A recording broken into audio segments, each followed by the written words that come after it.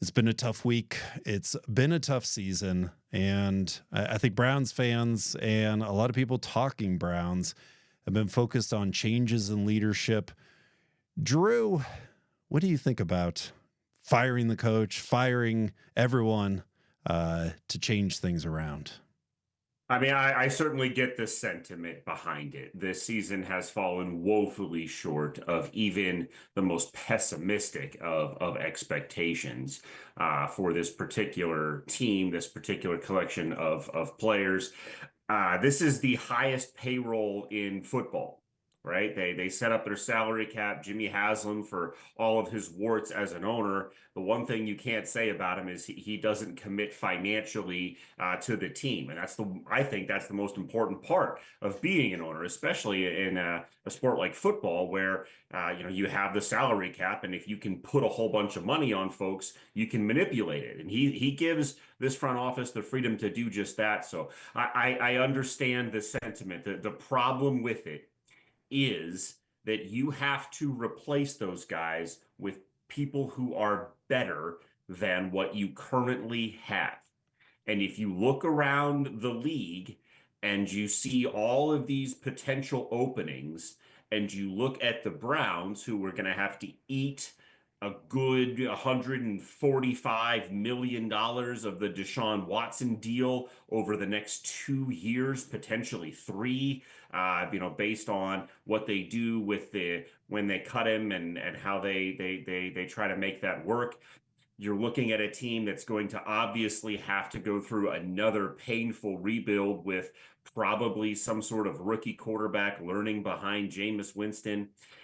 This is not going to be an attractive place for somebody to come in and start over essentially for. So you look at who you have: two-time Coach of the Year Kevin Stefanski, a pretty good, at least B plus level general manager, and Andrew Berry, somebody that you know can get the salary cap correct, somebody that you know can do a good job with trades. He's creative in free agency.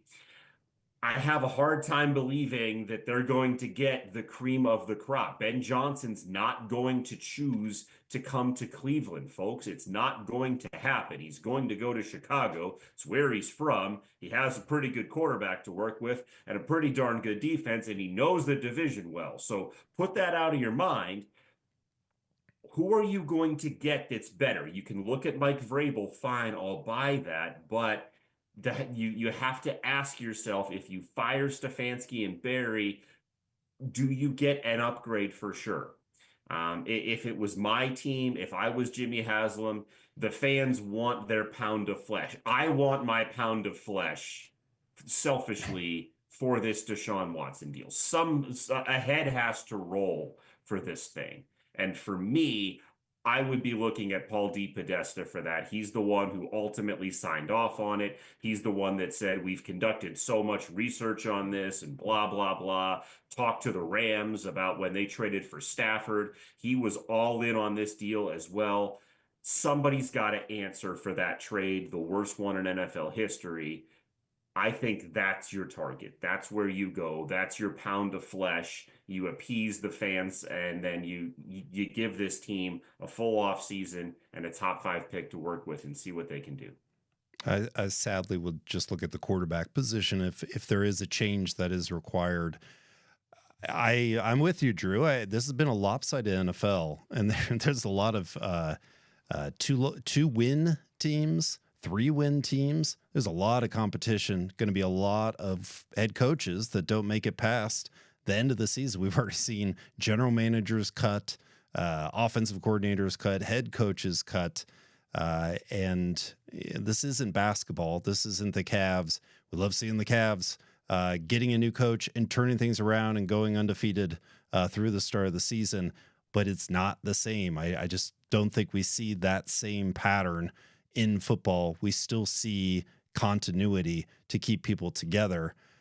But I think we have to move forward, Eric. We've the coaching staff, the team has this game against the Steelers, and it's still an important one to win, to show our best Thursday night. Unfortunately, I was up close last week, and I saw a lot of guys just kind of throwing their bodies at the offensive players, mostly Taysom Hill, not using their shoulders to wrap up, which is taught at the youth level, and not using the pursuit angles, again, taught at the youth level. So, I expect Jalen Warren, Najee Harris, and George Pickens to play the three-headed monster that was Taysom Hill last week.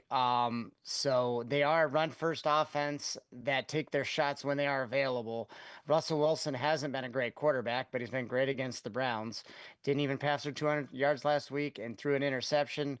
You throw that out when he's playing the Browns, unfortunately. So I expect him to spread the ball around, not only to Pickens, but see if Pat Freiermuth or maybe even one of the running backs get involved as well. For the Browns defense, I mean, Myles Garrett, he looked very, I guess I'll say uninspired, but he was not a factor last week's game.